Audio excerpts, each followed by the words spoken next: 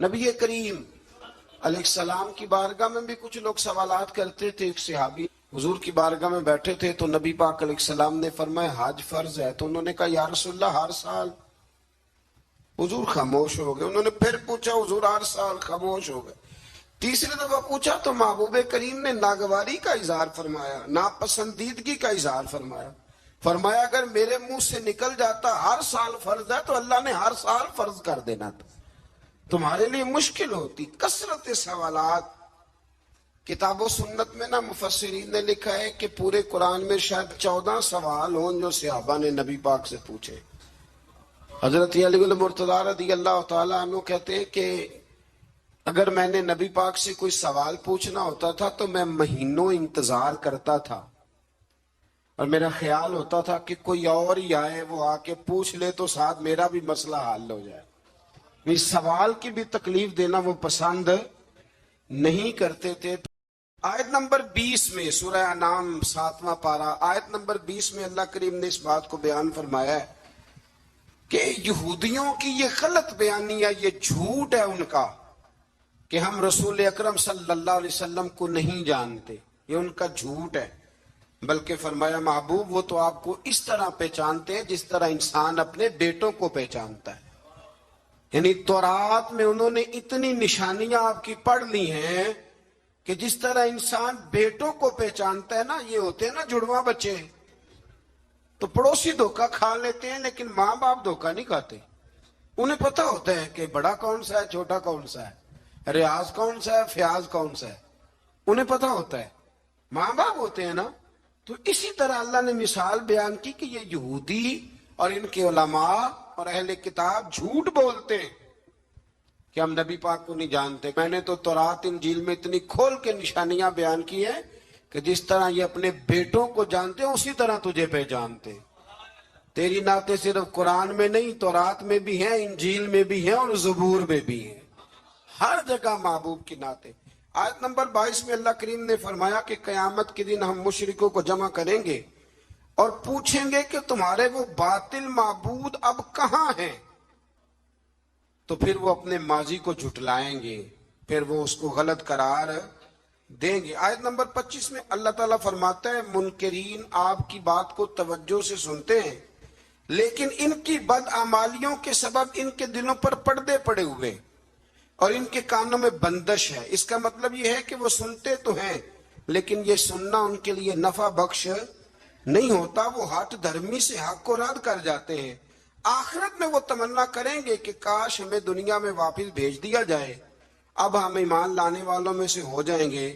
لیکن اس دنیا میں رہتے ہوئے وہ حیات بعد الممات کے منکر رہے.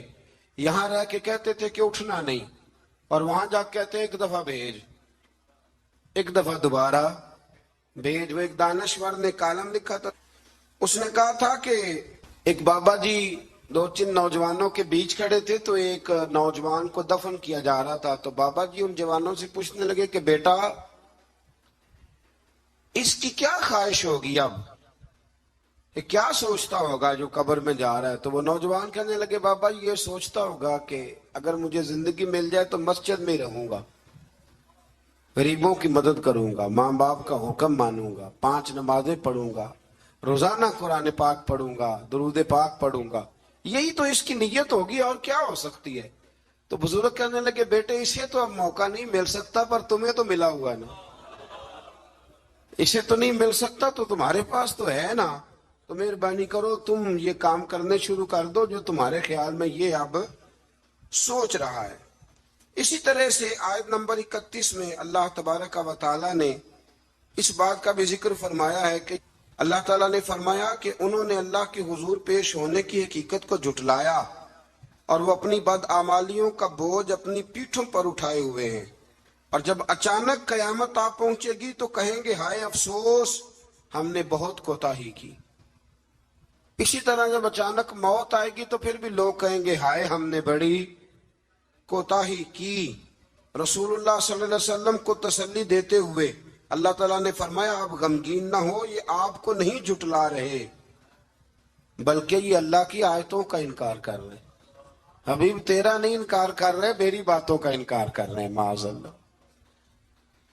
اور آپ سے پہلے بھی رسولوں کو جھٹلایا گیا، انہوں نے صبر کیا۔ اگر اللہ تعالیٰ چاہتا تو سب کو جبرن بھی ہدایت پر جمع فرما دیتا، لیکن بندے کو اختیار دے کر آزمایا ہے اور جزا اور سزا کا نظام قائم کیا ہے۔ یہی اللہ کی حکمت ہے۔ اگر وہ چاہتا تو جبرن بھی سب کو ہدایت مل سکتی تھی، دے سکتا تھا، لیکن اس نے لوگوں کو آزمایا ہے۔ آیت نمبر 38 میں اللہ تبارک و تعالیٰ نے ارشاد فرمایا کہ زمین پر چلنے والے حیوان اور فضاؤں میں اڑنے والے پرندے تمہاری طرح مخلوق ہیں۔ جب قیامت آئے گی اور اللہ کا عذاب نگاہوں کے سامنے ہوگا، پھر یہ مشرک بھی ایک ہی رب کو پکاریں گے۔ اور آیت نمبر 44 میں فرمایا قوموں کی طبیعت اور گمراہی سے ہدایت پر گامزن کرنے کے طریقے اور ہدایت کو بھول جانے اور بطور آزمائش ان کے رزق میں فراوانی اور ان کی نعمتوں پر اترانے اور اچانک پکڑے جانے کا ذکر کر کے فرمایا بھول نہ جانا، اگر میں نعمتیں دے کے کھلی چھٹی دیتا ہوں نا تو جب پکڑتا ہوں تو اچانک پکڑ بھی لیا کرتا ہوں، پکڑ لیتا ہوں۔ بڑے بڑے مالدار پکڑے گئے کہ نہیں پکڑے گئے؟ بڑے بڑے رئیس جو اٹھتے تھے تو ساری دنیا کھڑی ہو جاتی تھی، پھر ختم ہو گئے نا معاملہ۔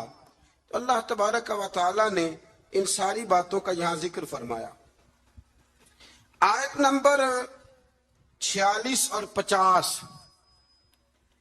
اور پھر 50 سے آگے ہوا یہ کہ نبی کریم علیہ السلام کی بارگاہ میں نا قریش مکہ ہے اور کہنے لگے کہ یا رسول اللہ صلی اللہ علیہ وسلم، دل بڑا کرتا ہے کہ ہم بھی آپ کے پاس بیٹھیں اور آپ سے دین کی باتیں سنیں، لیکن جو آپ کے پاس غریب لوگ بیٹھے ہوتے نا، بلال حبشی، عمار بن یاسر، خبیب، یہ ماڑے ماڑے لوگ، ان کا معیار نہیں ہمارے معیار کے ساتھ، تو آپ اس طرح کریں ہمیں کوئی تھوڑا الگ سے وقت دیں۔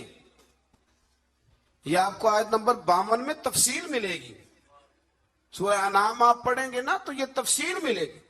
آپ نا ہمیں تھوڑا سا الگ سے وقت دیں، وقت دیں آپ۔ یہ ہوتا ہے، میں نے دیکھا ہے، اللہ معاف کرے، اب تو خانقاہوں آستانوں پہ بھی ہوتا ہے کہ امیروں کے لیے افطاریاں الگ ہوتی ہیں اور غریبوں کے لیے الگ ہوتی ہیں، تو تھوڑا سا وقت دیں الگ سے، ہم بھی دین کی بات سنیں۔ یہ ماڑے ماڑے لوگ بیٹھے ہوتے ہیں تو ہمارا معیار نہیں۔ نبی کریم علیہ السلام نا بڑی خواہش رکھتے تھے کہ غریب بھی کلمہ پڑھ جائیں اور امیر بھی کلمہ پڑھ جائیں، تو نبی کریم کے دل میں خیال آیا کہ وقت دینا چاہیے،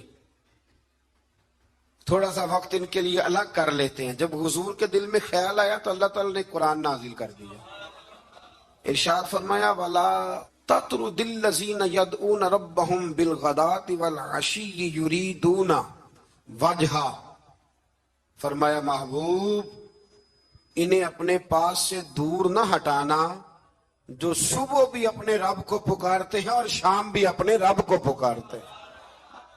اور فرمایا پکارتے کس لیے ہیں؟ یریدون وجہا، یہ اس لیے نہیں پکارتے کہ انہیں کوئی دنیاوی لالچ ہے، یہ اس کی رضا کے لیے اسے پکارتے۔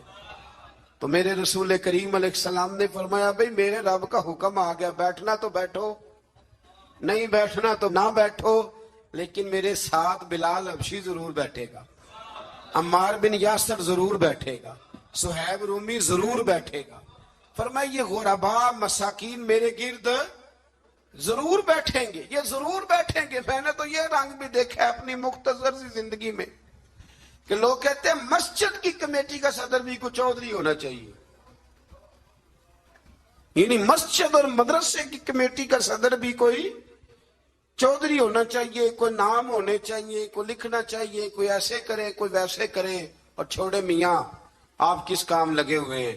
اگر مسجد اللہ کا گھر ہے نا تو وہ بانی جائے گا۔ آپ چھوڑے آپ کن چکروں میں پڑے ہوئے ہیں، آپ یہ دیکھیں کہ مسجد میں جھاڑو صحیح کر کے کون دیتا ہے، توجہ صحیح کر کے کون کرتا ہے۔ اللہ ہمیں سمجھنے کی توفیق عطا فرمائے۔ پھر آگے آیت نمبر 59 میں اللہ کریم نے فرمایا کہ غیب کی کنجیاں اسی کے پاس ہیں اور اس کے سوا اس کا کوئی جاننے والا نہیں ہے، اور خشکی اور سمندر میں اور وہ درخت سے گرنے والے ہر پتے کو بھی جانتا ہے اور زمین کی तारीकियों में हर दाने को भी जानता है, तार और खुश्क हर चीज लोहे महफूज पे उसने लिख दी है। और आयत नंबर 60 में फरमाया नींद और बेदारी के तसलसल के जारी रहने और मियादे मुकर्रर पर मरने और अल्लाह की तरफ लौटने के बयान को यहाँ बयान करके भी अल्लाह ने अपनी कुदरत की अलामात को बयान फरमाया। अब यहाँ कुछ लोग फटाफट माना कर देते हैं कि देखो जी अल्लाह ने खुद ही कह दिया ना कोई गैब नहीं जानता। तो मैं पीछे आपको बताया हूं ना कल, अब्दुल्ला इब्न अब्बास रदी अल्लाह ताला अन्हु फरमाते हैं कि हबशा का जो बादशाह था ना नजाशी, उसने जब अपने दरबार में मुसलमानों को बुलाया और बुला करके उसने कहा कि मुझे वो कलाम वो किताब सुनाओ जो तुम्हारे रसूल अलैहिस्सलाम पर नाजिल हुई है। तो हजरत जनाबे जाफर तैयार रदी अल्लाह ताला अन्हु ने कुछ आयात पढ़ के उसे सुनाई। तो कुरान मजीद ने उस वाक़े का बयान पहली आयत में फरमाया है, फरमाया वाइज़ा सामिउ मा उनज़िला इलर रसूल, जब वो सुनते रहे वो जो हमने उतारा था अपने रसूल की तरफ, तरा अयुनहुम तफीदु मिनद्दम, तो फरमाया तू देखेगा कि उनकी आंखों से आंसू छलक पड़े। जब उन्होंने वो सुना जो हमने अपने रसूल अलैहिस्सलाम पर नाजिल किया था, तो आप देखते हैं कि उनकी आंखों से आंसू छलक पड़े। क्यों छलक पड़े? मिम्मा अरफु मिनल हक, इसलिए कि उन्होंने हक को पहचान लिया था। उन्होंने हक को पहचान लिया। सारे दरबार पे सन्नाटा छा गया। नजाशी भी रोने लगा, वहां जो राहब बैठे थे वो भी रो पड़े, और उस मजहब के जितने पैरोकार थे उन सब की आंखों में आंसू आ गए। और उन्होंने कहा क्या? यकूलूना, वो कहने लगे रब्बना आमन्ना, ए रब हम ईमान ले आए, फक्तुबना मा शाहिदीन, तो तू हमें लिख दे इस्लाम की गवाही देने वालों में। तो सबसे पहली आया करीमा ही जो है वो इस बात की तरफ दलालत करती है कि जब हक जानकर कोई आदमी अल्लाह की किताब की कुरान मजीद की तिलावत करेगा, हक जान लेगा, उस तक पहुंच जाएगा, और जब जान लेगा ना हक तो दिल रोशन हो जाएगा। तो फिर अल्लाह ताला उसे दिल की नरमी अता करेगा, उसकी आंखों में आंसू आ जाएंगे। इसलिए सहाबा किराम अलैहिम रिदवान की जमातों में से जब भी कोई शख्स कुरान मजीद पढ़ता था तो वो रो पड़ते थे।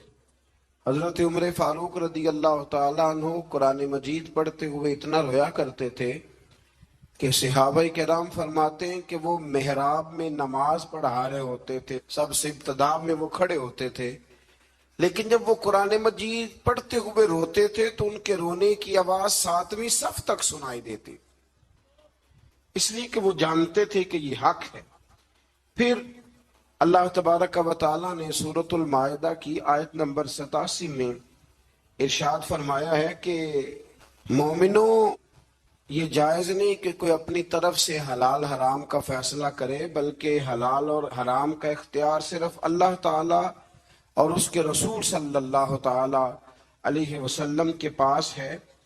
तो तुम पाकीज़ा चीजें इस्तेमाल करो और हलाल हराम के फैसले अल्लाह पे छोड़ दो। जिसको उसने हलाल कहा वो हलाल है, और जिसको अल्लाह रसूल हराम कर दे वो हराम है। फिर इसी सूरत की आयत नंबर 99 के अंदर अल्लाह करीम ने यमीन के बारे में, यमीन मुनाकिदा के बारे में, यानी कसमों के बारे में, जो हम कसमें उठा लेते हैं, उसके बारे में बयान फरमाया। आयत नंबर 99 में अल्लाह करीम ने इरशाद फरमाया कि कुछ लोग लगव कसम उठाते हैं, उस पर तो कोई कफारा नहीं, यानी कुछ लोगों की नियत नहीं होती। यहाँ मुफस्सिरीन ने लिखा उनकी आदत होती है, वल्लाह बिल्लाह तल्ला बात करते वक्त ये लफ्ज कहना, उसकी नियत कसम उठाने की नहीं होती, तो उन पर कुछ कफारा नहीं है। लेकिन अगर किसी ने ऐसी कसम उठाई कि मुस्तकबिल में ये काम नहीं करूंगा, तब उसे चाहिए कि वो अपनी कसम पर कायम रहे। लेकिन अगर वो कसम पर कायम नहीं रहता तो फिर 3 तरीके कुरान मजीद ने बयान फरमाए। آیت نمبر 99 کے اندر 3 طریقے بیان فرمائے. ایک تو یہ بیان فرمایا کہ 10 مسکینوں کو وہ درمیانے وقت کا کھانا کھلائے، اور اگر یہ نہیں کر سکتا تو پھر ان کو درمیانہ لباس پہنا دے قسم کے کفارے کے لیے، اور اگر یہ نہیں کر سکتا تو پھر اس طرح کرے کہ غلام آزاد کرے. سب سے پہلی بات کیا فرمائی کہ 10 مسکینوں کو، یعنی جو قسم اٹھا بیٹھا ہے اور اب وہ اپنی قسم پر قائم نہیں رہ سکتا، قسم توڑ رہا ہے، تو اس کے لیے حکم ہے کہ وہ 10 مسکینوں کو درمیانہ کھانا، ایک بالکل کمزور کھانا ہوتا ہے اور ایک بڑا ہی اچھا کھانا ہوتا ہے اور ایک درمیانہ، وہ 10 مسکینوں کو کھانا کھلا دے یا 10 مسکینوں کو کپڑے لے کے دے دے، درمیانے کپڑے ضرورت کے مطابق. یہ نہیں کر سکتا تو پھر وہ اس طرح کرے غلام آزاد کرے، اور اگر یہ بھی نہیں کر سکتا تو پھر آخری بات یہ بیان فرمائی کہ وہ 3 روزے رکھے، اس کی قسم کا کفارہ ہو جائے گا. لیکن میرے نبی کریم صلی اللہ تعالی علیہ وسلم کی احادیث سے فقہاء نے ایک مسئلہ بیان کیا ہے کہ اگر کوئی شخص ایسی قسم کھا لے کہ جو قسم ہی جائز نہیں شریعت میں، نہیں کسی نے قسم اٹھا لی کہ آج کے بعد بھائی سے نہیں ملوں گا، تب یہ تو اس نے صلہ رحمی کا رشتہ توڑنے کی قسم اٹھا لی. تو میں قسم اٹھاتا ہوں کہ آج کے بعد اپنی بہن سے نہیں ملوں گا، تو یہ قسم ہی سرے سے غلط ہے. تو اب اس کے لیے حکم ہے کہ وہ قسم توڑ دے لیکن کفارہ بھی ادا کرے. پھر اسی سورہ مبارکہ کی آیت نمبر 90 اور 91 میں اللہ تبارک و تعالی نے فرمایا کہ مومنوں، شراب، جوا اور حجر اسود کے پاس نا کفار نے کچھ بت لٹکائے ہوئے تھے، پتھر نصب کیے ہوئے تھے، ان کے نام کی وہ قربانیاں دیتے تھے. اور بعض روایات میں یوں بھی آتا ہے کہ وہ جانور ذبح کر کے تو اس کا خون ان کو ملا کرتے تھے. تو فرمایا یہ بھی تمہارے لیے جائز نہیں. اور اسی طرح تھے وہ فال نکالتے تھے تیروں کے ذریعے.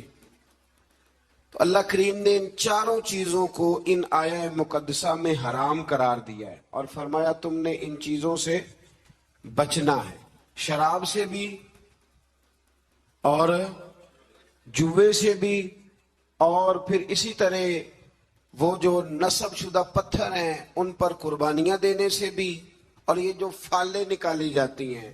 ابھی بھی بڑے لوگ بیٹھے ہیں، میں اکثر کہا کرتا ہوں کہ دروازے پہ روٹی مانگنے آیا اور حال قسمت کا بتا رہا ہے. آیا روٹی مانگنے اور کہتا ہے قسمت کا حال بھی بتاؤں گا. تو اتنے کمزور ہیں پوچھنے والے بھی کہ ایک روٹی بھی دے رہے ہیں اور اس سے قسمت کا حال پوچھ رہے ہیں جس کی اپنی اتنی خراب ہے کہ دروازے مانگ رہا ہے. تو اللہ کریم نے اس کو حرام قرار دیا، ناجائز قرار دیا اور فرمایا یہ وہ چیزیں ہیں، انہی آیات میں فرمایا یہ وہ چیزیں ہیں جو تمہارے درمیان عداوت پیدا کریں گی. شراب بھی عداوت پیدا کرے گی، جوا بھی عداوت پیدا کرے گا، تو تمہیں ان چیزوں سے بچنا. آیت نمبر 95 سے لے کر 99 تک اللہ تعالیٰ نے حالت احرام میں شکار کی ممانعت فرمائی ہے کہ جب آپ احرام کی حالت میں ہوں گے تو شکار کرنا آپ کے لیے درست نہیں ہے. اس کے تفصیلی احکامات ہیں جو کتب فقہ میں ملتے ہیں. آیت نمبر 100 سے لے کر 103 تک اللہ تبارک و تعالیٰ نے جو مضامین بیان کیے ان میں پہلا مضمون یہ بیان کیا ہے کہ میرے رسول صلی اللہ علیہ وسلم سے غیر ضروری سوالات نہ کیا کرو، ضروری بات پوچھا کرو، ضروری بات. یہ آیت نمبر 100 میں اللہ کریم نے منع کر دیا. کچھ لوگوں کا بیجا سوالات کرنے کا بھی طریقہ ہوتا ہے، وہ سوال پر سوال کرتے ہیں اور میں کئی دفعہ یہ سمجھتا ہوں کہ وہ بات کو سمجھنا چاہ نہیں رہے. پھر انہی آیہ کریمہ کے اندر اللہ تبارک و تعالی نے زمانہ جاہلیت میں مشرکوں نے جو بعض حلال جانوروں کو بتوں کے نام پر وقف کر دیا تھا، ان کا دودھ بھی نہیں پیتے تھے، گوشت بھی نہیں کھاتے تھے، ان کی مذمت بیان فرمائی ہے. فرمایا یہ حلال اور حرام کرنے کا اختیار اللہ رسول کے پاس ہے، کسی اور کے پاس نہیں ہے. آج بھی لوگ بڑی چیزوں کا اختیار اپنے پاس رکھنا چاہتے ہیں. فلاں چیز بھی حرام ہو گئی, ولی کا نام آ گیا تو حرام ہو گئی, 11ویں کا نام آ گیا تو بھئی حلال وہ ہے جسے اللہ رسول حلال کہیں, حرام وہ ہے جسے اللہ رسول حرام کہیں. تو لوگ جبر کرتے ہیں دین میں, حالانکہ دین کے اندر کوئی جبر نہیں ہے. آیت نمبر 104 کے اندر اللہ تبارک و تعالی نے بتایا ہے کہ جب اہل کتاب سے اور دین سے انحراف کرنے والوں کو دعوت دی جاتی نا کہ اللہ کی نازل کردہ دین پر اور رسول صلی اللہ تعالی علیہ وسلم کی طرف توجہ کرو اور نبی پاک کی اتباع کرو, تو وہ کہا کرتے تھے کہ ہم جس روش پر ہیں نا, ہم اس روش کو اس لیے نہیں چھوڑ سکتے کہ ہمارے باپ دادا بھی اسی طریقے پہ تھے. یہ سورۃ المائدہ کی آیت نمبر 104 ہے. جب ان سے کہا جاتا ہے نا کہ آؤ اسلام قبول کر لو, قرآن کو مانو, نبی پاک کی پیروی کرو, تو وہ کہنے لگے ہم اس لیے نہیں کریں گے کہ ہمارے باپ دادا بھی اسی دین پر تھے, تو ہم بھی اسی دین پر رہیں گے. جب انہوں نے دین تبدیل نہیں کیا تو ہم کیسے کریں گے؟ تو اللہ تعالیٰ نے اسے کفار کی ہٹ درمی کہا یہ ان کے رویے کی سختی ہے. اگر تو باپ دادا ٹھیک ہو تو طریقوں پر چلنا چاہیے, اور اگر باپ دادوں کے طریقے قرآن و سنت کے مطابق نہ ہوں تو پھر ان کے طریقوں پر چلنا نہیں چاہیے. اپنے آباء و اجداد کی رسمیں نہیں نبھانی, ہم نے اللہ اور اس کے رسول کے حکم کی طرف توجہ کرنی. تو ان آیات کے اندر اللہ تبارک و تعالی نے اس بات پر بھی نبی پاک علیہ السلام کو اور صحابہ کو تسلی دی کہ اگر یہ ملحدین, مشرکین اور یہودی کلمہ نہیں پڑھتے تو آپ کا نقصان کوئی بھی نہیں کریں گے. آپ کے ذمہ تو تبلیغ کرنا ہے نا, تو آپ تبلیغ کر دیں. اگر یہ نہیں کلمہ پڑھتے تو نقصان نہیں کریں گے. اسی سے ہمارے مفسرین نے یہ مسئلہ بھی بیان فرمایا کہ عالم کو, مبلغ کو, واعظ کہنے والے کو دین کی بات کر دینی چاہیے, اور اگر اس کی بات سن کے کوئی عمل نہیں کرتا تو اس کا پھر کوئی نقصان نہیں ہے. ماں باپ کو بھی اپنی اولاد کو نصیحت کرنی چاہیے, صحیح بات بتانی چاہیے. اب کوئی اولاد عمل نہ کرے تو ماں باپ کو اب اس کی طرف سے کوئی باز پرس نہیں ہوگی. آیت نمبر 106 کے اندر ارشاد فرمایا کہ جب تم وصیت کرنے لگو نا اپنی اولاد کے لیے یا پیچھے مال چھوڑ کے جانے والوں کے لیے, تو تم گواہ مقرر کر لیا کرو تاکہ کوئی تنازع کھڑا نہ ہو. گواہ مقرر کرو, اللہ کریم نے حکم ارشاد فرمایا. لیکن بعض مفسرین نے یہ بھی لکھا ہے ان آیات کے حوالے سے کہ جب سے احکام وراثت نازل ہو گئے, اللہ نے خود بیان کر دیا کہ بیٹے کا اتنا ہے, بیٹی کا اتنا ہے, بیوی کا اتنا ہے, بھائی کا اتنا ہے, ماں باپ ہوں زندہ تو پھر ان کا اتنا ہے, تو اب یہ آیات ویسے ہی منسوخ ہو گئی ہیں. اب وصیت کرنے کی کوئی ضرورت موجود نہیں رہی, بات ہی ختم ہو گئی. آیت نمبر 110 سے لے کر 111 میں اللہ تعالیٰ نے حضرت عیسیٰ علیہ السلام کو اپنی نعمتوں کی یاد دہانی کرائی. ان میں سے فرمایا میں نے روح القدس سے تمہاری مدد کی, اللہ فرما رہا ہے. پھر ارشاد فرمایا کہ میری دی ہوئی طاقت سے تم نے پنگھوڑے میں باتیں کرنی شروع کر دی, یہ رب بیان فرما رہا ہے. پھر فرمایا میں نے تمہیں کتاب و حکمت دی, تورات اور انجیل کی تعلیم دی. پھر اللہ تبارک و تعالیٰ نے حضرت موسیٰ کو جو معجزات عطا فرمائے ان کا بھی ذکر فرمایا.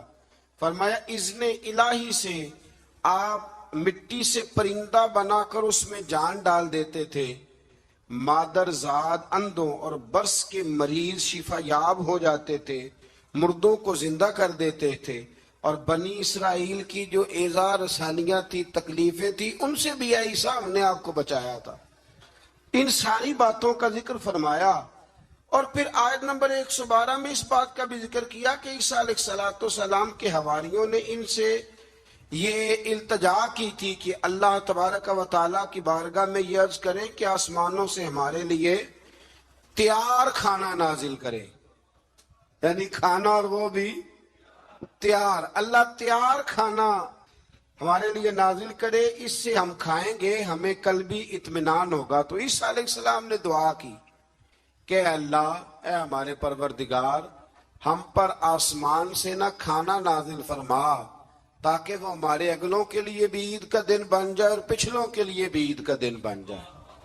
کھانا نازل ہو جس دن، اس دن عید منا لینی چاہیے، تو جس دن نبی پاک دنیا میں تشریف لائیں، یعنی کھانا آ جائے تو عید بن سکتی ہے، سورۃ المائدہ پڑھ رہا ہوں، روٹی آئے تو عید بن سکتی ہے، اور اگر اللہ کے رسول تشریف لائیں تو ہمارے بزرگ تو کہتے ہیں نثار تیری چہل پہل پر ہزاروں عید ربیع الاول، سوائے ابلیس کے جہاں میں سبھی تو خوشیاں منا رہے ہیں۔ اس کے بعد اللہ تعالیٰ نے اگلی آیات میں نا بنی اسرائیل پر، نصارہ پر، عیسائیوں پر حجت قائم کی ہے، دلیل، اور کمال کی بات ہے، یہ وہ آیات ہیں کہ جن میں بندے کی روح نعرہ لگانے کو پہنچتی ہے، اور ایسی دلیلیں ہیں کہ جن سے انسان صحیح معنوں میں جوش اختیار کرتا ہے۔ اللہ کریم نے نصارہ کو فرمایا کہ اے عیسیٰ، نصارہ کو حجت قائم کرنے کے لیے فرمایا اے عیسیٰ، کیا آپ نے لوگوں کو یہ کہا تھا کہ مجھے اور میری ماں کو اللہ کے سوا خدا بنا لینا؟ اللہ کریم نے حضرت عیسیٰ علیہ السلام سے کہا، فرمایا یہ جو کہتے ہیں کہ حضرت عیسیٰ اللہ کے بیٹے ہیں، تو آپ نے کہا تھا؟ تو یقیناً پھر جواب یہی ہے کہ جناب عیسیٰ نے کہا نہیں تھا۔ تو جناب عیسیٰ اگر یہاں کہہ رہے ہیں کہ میں نے نہیں کہا، تو قیامت میں بھی وہ یہی کہیں گے۔ تو پھر جو باطل نظریات والے لوگ ہیں، باطل نظریات والے، اسی طرح کا معاملہ آج کل بزرگوں کے ساتھ ہوتا ہے۔ بزرگوں نے کہا تھا کہ ہمارے جو مزارات ہوں گے ان پہ آ کے تم لکی رانی سرکس لگا لینا، کہا کسی بزرگ نے، وہاں کے میلے ٹھیلے کرنا۔ بلکہ ہمارے ایک بڑے معتبر عالم ہیں، انہوں نے ایک بات سنائی، وہ میرے دل میں بیٹھ گئی۔ کہنے لگے کہ ایک بہت بڑے عالم تھے، تو ان کا شاگرد کسی آستانے پہ مرید تھا، تو وہ جب جانے لگا نا عرس پہ حاضری دینے کے لیے، تو وہ استاد صاحب کہنے لگے بیٹے وہاں غیر شرعی حرکتیں ہوتی ہیں، تم نے کیا جانا ہے بزرگوں کے دربار پہ، تم رہنے دو، نہ جاؤ۔ بچے نے ضد کی کہ نہیں، میرے ابا جی کا بھی پیر خانہ ہے، میرے دادا جی کا بھی، تو میں نے جانا ہے۔ تو استاد صاحب نے نا ایک رکا لکھ کے دیا، فرمانے لگے بیٹے جب وہاں پہنچو نا، بزرگوں کی قبر پہ رکھ دینا، پڑھنا نہیں، اور واپس آنا تو اٹھا کے لانا۔ انہوں نے جواب کہہ دیا ہے۔ وہ نوجوان کہتا ہے کہ میں نا وہ رکا لے کے گیا، ابھی میں رستے میں ہی تھا کہ ایک بابا جی نا بڑے نورانی چہرے والے درخت کے نیچے بیٹھے ہوئے تھے، تو میں تو اپنی مستی میں گزر رہا تھا، تو بزرگوں نے میرا نام لے کے مجھے بلایا، اور میں نے جب ان کی طرف توجہ کی تو میرا نام ہی نہیں، میرے ابا جی کا نام بھی بتا دیا انہوں نے۔ کہتے مجھے کہنے لگے ادھر آ بیٹے، پتر ادھر آ۔ میں قریب گیا تو کہنے لگے وہ رکا لا جو تیرے استاد نے دیا ہے۔ کہتے میں روب اتنا طاری ہوا کہ میں بول ہی کوئی نہ سکا، رکا میں نے بابا جی کو دے دیا۔ کہنے لگے پتر عرس پہ جا، فارغ ہو کے نا واپس جانا تو رکا مجھ سے لے جانا۔ کہتے ہیں میرے پہ اور روب طاری ہوا، عرس کیا دیکھنا تھا، میں تو پریشانی میں ہی رہا۔ واپس آیا تو بابا جی تھے، میں نے وہ رکا لیا، تو جا کے میں نے رکا استاد جی کو دیا۔ جب میرے مفتی صاحب نے وہ رکا پڑھا تو ان پر اتنا سحر طاری ہوا کہ بے ہوشی ہو گئے۔ کچھ دیر کے بعد ہوش آیا، نارمل لائف میں جب وہ آئے، عام روٹین کی زندگی میں، تو میں نے ان سے کہا کہ حضرت صاحب میں بڑا دیانتدار شاگرد ہوں، میں نے جاتی دفعہ بھی نہیں پڑھا کہ آپ نے کیا لکھا ہے، اور جو جواب آیا وہ بھی نہیں پڑھا، لیکن آپ کا بے ہوش ہونا، بزرگوں کا ملنا میری سمجھ میں نہیں آتا، کچھ سمجھا دیں۔ تو کہتے ہیں کہ وہ استاد مجھ سے کہنے لگے کہ بیٹا وہ جو بزرگ تجھے ملے تھے نا، وہ دراصل وہی تھے جن کے تو عرس پہ گیا تھا۔ تو وہ رکا انہوں نے اس لیے لے لیا، میں نے رکے پہ لکھا تھا کہ بابا جی اگر آپ اتنے ہی طاقت والے ہیں تو یہ غیر شرعی حرکتیں ہوتی ہیں تو آپ روکتے کیوں نہیں، میں نے رکے پہ لکھا تھا۔ تو کہتے ہیں بابا جی نے جواب دیا ہے کہ غیر شرعی حرکتیں ہوتی ہیں تو ہم تو نکل کے سائیڈ پہ بیٹھ جاتے ہیں۔ اسی لیے تو لوگ کہتے ہیں دربار پہ گئے تھے تو جو دعا مانگی ہے وہ قبول نہیں ہوئے، بابا تو وہاں تھا ہی نہیں، وہ تو سائیڈ پہ ہو گیا، وہ تو تھے ہی نہیں، وہ تو نکل آئے کہ تم ہمیں تنگ کرتے ہو لہذا ہم جا رہے ہیں۔ فرمایا بزرگ تو مزار چھوڑ کے چلے جاتے اس لیے کہ وہ اللہ کے رسول کی شریعت کے پورے اور کہتے ہیں آپ بے ہوش کیوں ہوئے؟ تو کہنے لگے بے ہوش اس لیے ہوا تھا کہ بابا جی کہنے لگے مولانا ہم پہ اعتراض نہ کرو، جب تک ہم زمین کے اوپر تھے منع کرنے کی ڈیوٹی ہماری تھی، اب ہماری ڈیوٹی نہیں، اب تمہاری ڈیوٹی ہے، تم اپنا کام پورا کرو، تم ڈیوٹی ادا کرو۔ بیٹھ کے وہاں طنز کر رہے ہو کہ یہ کیوں ہو رہا ہے تو وہ کیوں ہو رہا ہے، تو حضرت عیسیٰ علیہ السلام نے کسی کو کہا نہیں کہ تم میری عبادت کرو یا معاذ اللہ میری ماں کو رب مانو۔ تو قیامت کے دن بھی وہ یہی کہیں گے کہ یا اللہ میں نے انہیں کہا نہیں تھا۔ تو جب لوگ اپنی طرف سے چیزیں بنانے لگتے ہیں پھر خرابی پیدا ہوتی ہے۔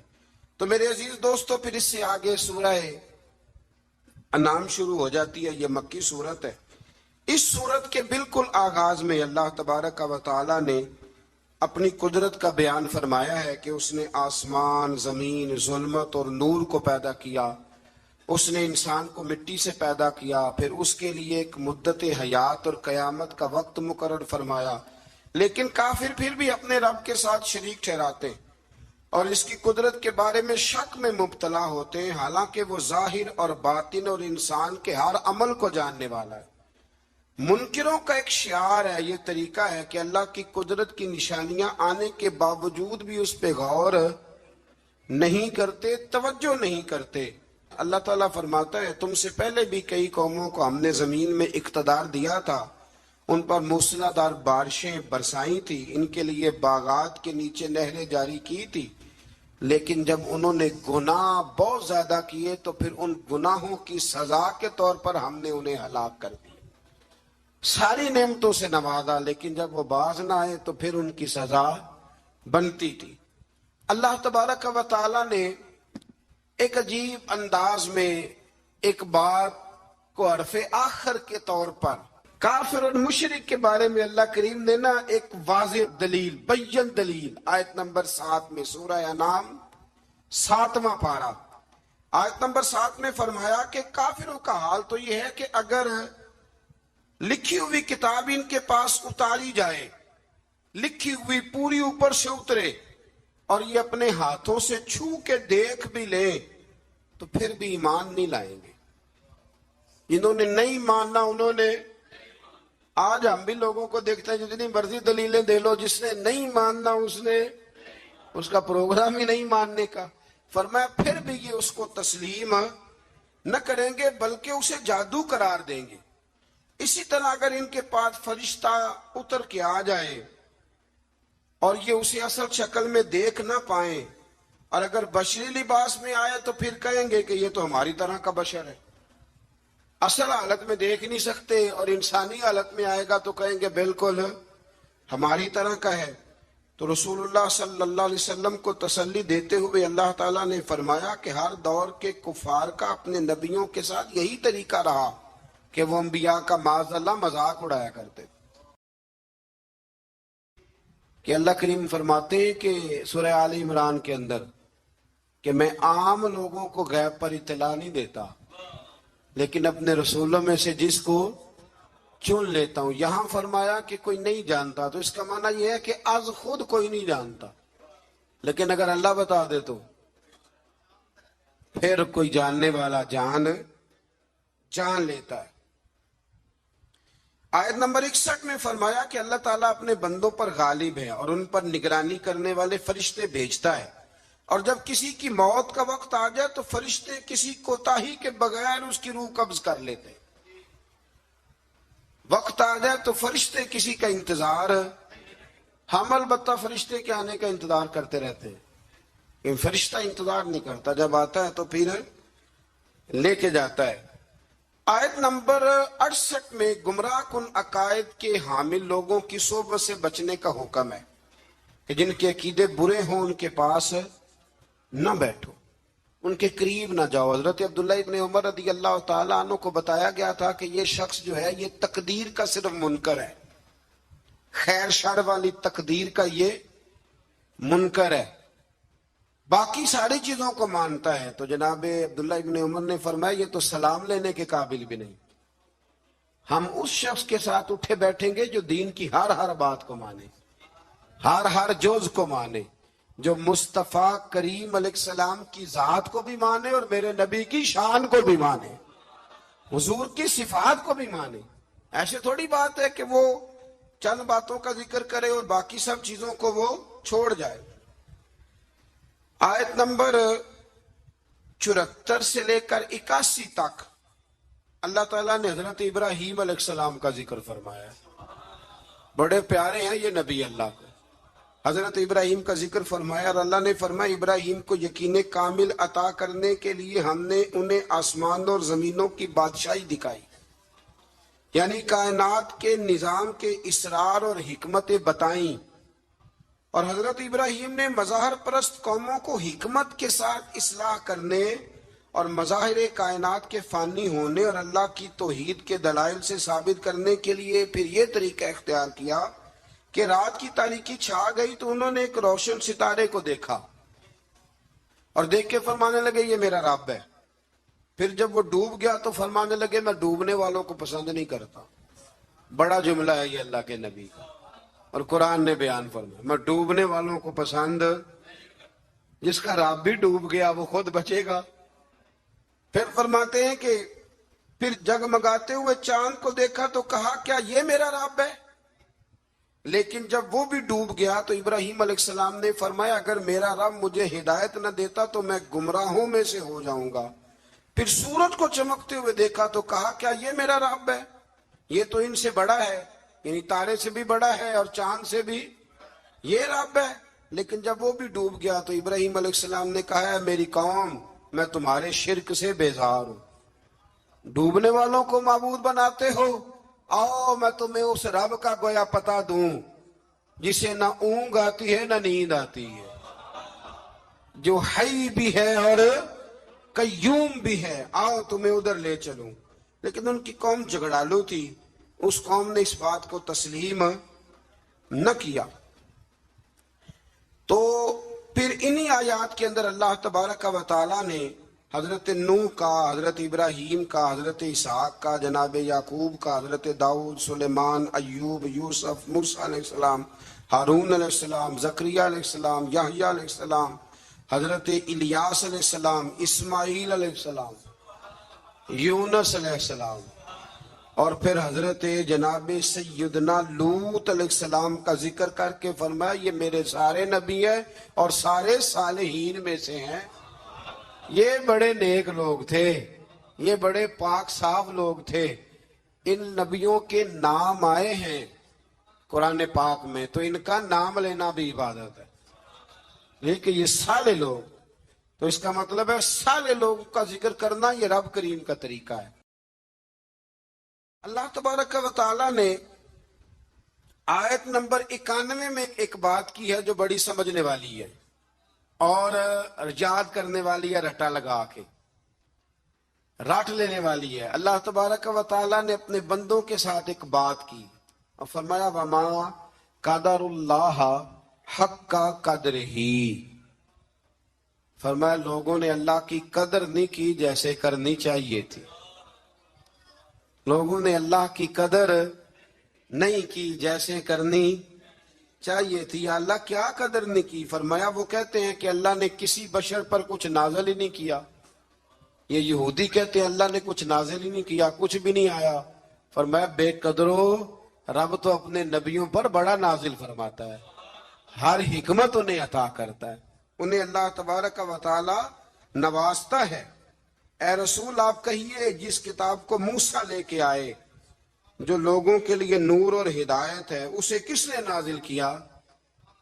اللہ تعالیٰ فرماتا ہے اے مخاطب، اے میرے سننے والے، کاش تو وہ منظر دیکھے جب یہ ظالم موت کی سختیوں میں مبتلا ہوں گے. وہ منظر لوگ دیکھیں جب ان کو موت آئے گی جو اللہ کی قدر نہیں کرتے، اور فرشتے ان کی طرف ہاتھ پھیلائے ہوں گے اور کہیں گے نکالو اپنی جانوں کو، آج تمہیں ذلت کے عذاب کی سزا دی جائے گی. آیت نمبر 94 میں فرمایا تمہارے جھوٹے خدا جن کو تم اللہ کے ساتھ شریک بناتے ہو آج تمہاری سفارش کے لیے موجود نہیں ہے، اور تم ہمارے پاس اکیلے ہی آئے ہو جیسا کہ ہم نے تمہیں پہلی مرتبہ پیدا کیا تھا، اور تم سب کچھ دنیا میں چھوڑ کے آئے ہو اور سارے رشتے ٹوٹ گئے اور توقعات ختم ہو گئی. جھوٹوں کے جھوٹے پیچھے نہیں جائیں گے، لیکن سچے رسول کے ماننے والوں کے سچے رسول قیامت میں بھی سفارش کریں۔ آیت نمبر 95 میں اللہ کریم نے فرمایا بے شک اللہ تعالیٰ دانے اور گٹھلی کو پھاڑنے والا ہے، وہ زندہ کو مردے سے نکالتا ہے اور مردوں کو زندے سے۔ انڈا زندہ ہوتا ہے کہ مردہ؟ اس میں سے نکلتا کیا ہے؟ زندہ، حالانکہ انڈا زندہ نہیں ہوتا۔ اور کئی دفعہ زندہ عورت ہوتی ہے لیکن جب بچہ جنتی ہے تو وہ مردہ ہوتا ہے۔ فرمایا تم دیکھتے نہیں، یہ اللہ کی حکمتیں ہیں، یہ اس کی قدرتیں ہیں۔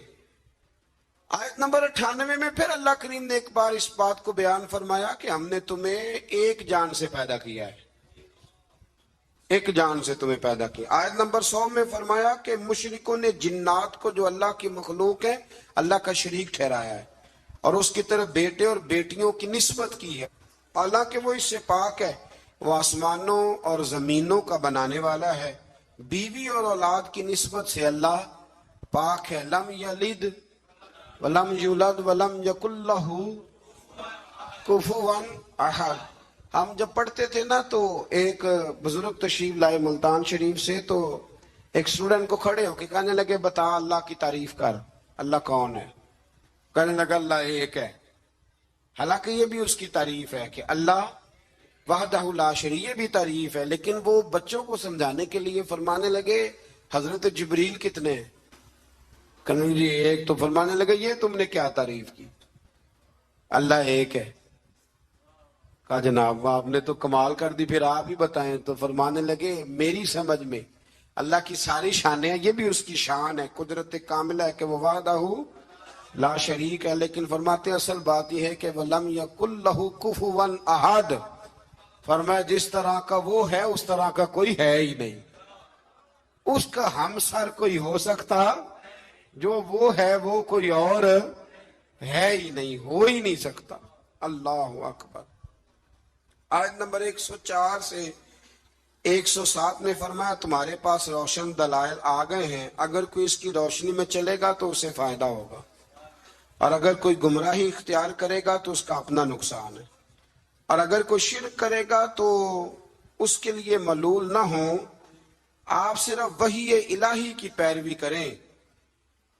آخر میں آیت نمبر 108 اور پارہ بھی تقریباً ختم ہونے کو، آیت نمبر 108 میں نے ایک قانون اللہ تعالیٰ نے بیان فرمایا ہے، وہ بڑا سمجھنے والا ہے۔ میں مبلغین کو، واعظین کو اور جو طالب علم بچے ہیں ان سب کی بھی توجہ کراؤں گا کہ وہ اس بات پر ضرور غور کریں کہ اللہ تبارک و تعالیٰ نے یہاں ہمیں کیا نصیحت فرمائی ہے۔ بڑی قیمتی بات ہے، اس کو ضرور سنیے گا۔ ارشاد فرمایا جا رہا ہے کہ تم نہ ان لوگوں کو برا نہ کہو جن کو مشرک اللہ کے علاوہ پوجتے ہیں، تم انہیں برا، بتوں کو برا نہ کہو۔ رب کریم نے فرمایا جب تم ان کے بتوں کو برا کہو گے تو ایسا نہ ہو کہ وہ زیادتی اور ظلم کی وجہ سے باز اللہ رب کریم کے بارے میں کوئی بے ادبی کر دے۔ ان کے جھوٹے خداؤں کو تم برا کہو گے تو ہو سکتا ہے وہ تمہارے سچے کو برا کہے۔